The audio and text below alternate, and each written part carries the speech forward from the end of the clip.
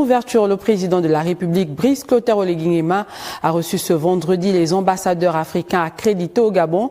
Une rencontre placée sous le signe du dialogue et du renforcement de la coopération. Communication présidentielle. Fort des avancées significatives enregistrées dans des secteurs stratégiques tels que la diplomatie, les infrastructures, l'industrie, le Gabon s'affirme aujourd'hui comme un modèle de développement dont l'expérience suscite un intérêt croissant à travers le continent. Les ambassadeurs des pays africains accrédités au Gabon ont félicité le chef de l'État gabonais pour cette dynamique impulsée à la tête du pays et qui transforme la capitale et le reste. Ces derniers ont loué l'initiative du chef de l'État quant à la rencontre de haute portée diplomatique. À cette occasion, le président de la République, Brice Clotaire Oligui Nguema, a réaffirmé le renforcement des liens de fraternité, de solidarité et de coopération entre les nations africaines. Dans cette dynamique, le Gabon veut bâtir un État moderne, inclusif et attentif au bien-être de ses citoyens, tout en demeurant ouvert à l'Afrique et au reste du monde. Cette vision repose sur le développement de partenariats mutuellement bénéfiques ainsi que sur le renforcement de l'intégration africaine. Le chef de l'État, chef du gouvernement, nous a reçus parce que ce sont des rendez-vous diplomatiques. Ici, c'est le groupe africain. Moi, je suis le doyen de tout le corps diplomatique. Et nous avons un président du groupe africain, c'est le Marocain. Pourquoi il nous a reçus? Parce que nos rapports bilatéraux doivent être suivi. Parce que ce que nous faisons entre les Africains doit être suivi. Il y a des rapports permanents avec des chefs d'État africains. Donc nous, qui représentons les chefs d'État, nous devons être souvent avec le président Brice Clotaire Oligui pour toutes les réalisations que nous faisons ensemble.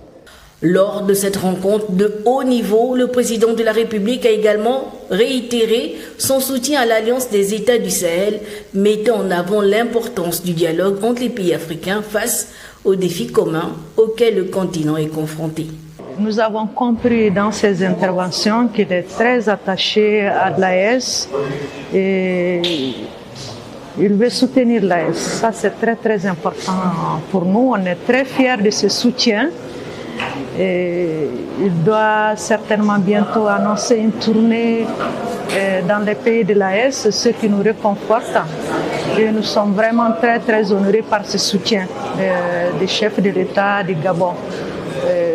C'est une fierté pour nous de constater que les Africains ont compris le message de l'AES. Cette audience a également permis aux chefs de mission diplomatique africaine d'exposer les difficultés rencontrées dans l'exercice de leurs fonctions au Gabon. Ils ont notamment insisté sur la nécessité de renforcer la protection consulaire et protocolaire, ainsi que sur le respect des droits de leurs compatriotes confrontés à la justice gabonaise. À cette occasion, le président de la République, Brice Clotaire Oligui Nguema, a assuré que toutes les mesures nécessaires seront prises afin de remédier aux insuffisances constatées. Le chef de l'État a également rappelé aux représentants diplomatiques la responsabilité qui leur incombe en matière de sensibilisation de leurs ressortissants au respect des lois et règlements en vigueur dans le pays d'accueil.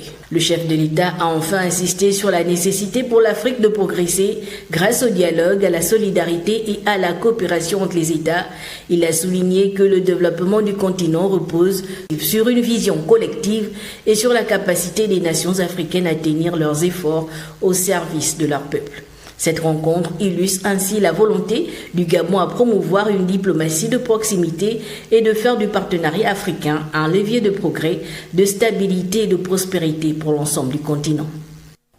Et le président de la République a également reçu en audience le révérend Louis-Sylvain Ngo, président de l'Église évangélique du Gabon. Au centre des échanges, la préparation du synode national prévu du 20 au 26 juillet prochain. On fait le point avec la communication présidentielle. L'Église évangélique du Gabon sollicite officiellement le soutien et l'accompagnement de la plus haute autorité de l'État en vue de l'organisation de son prochain synode national, considéré comme l'instance suprême de décision d'orientation et d'élection de cette communauté religieuse. Cette rencontre d'envergure nationale réunira plusieurs centaines de délégations, pasteurs, laïcs, issus de l'ensemble des régions synodales du pays. Le synode a notamment pour mission d'évaluer les actions menées par l'Église, de procéder au renouvellement des instances dirigeantes et d'examiner les questions relatives à la gouvernance ainsi qu'à l'accomplissement de sa mission spirituelle et sociale. L'Église et l'État sont partenaires et travaillent ensemble pour l'épanouissement du peuple tout entier. C'est dans ce sens que, effectivement, en sollicitant l'audience, il nous l'a accordé avec promptitude, nous donné des sages conseils et nous a également donné les moyens nécessaires pour mieux organiser ce synode, parce que l'Église, elle seule, ne pouvait pas organiser ce synode. L'entretien a permis de rappeler que les relations entre l'État et les institutions religieuses s'inscrivent dans un cadre républicain structuré, en cohérence avec les orientations définies par le président de la République. À ce titre, les organisations religieuses sont reconnues comme des acteurs majeurs de la moralisation de la vie publique, de la promotion des valeurs citoyennes et du renforcement de la cohésion nationale.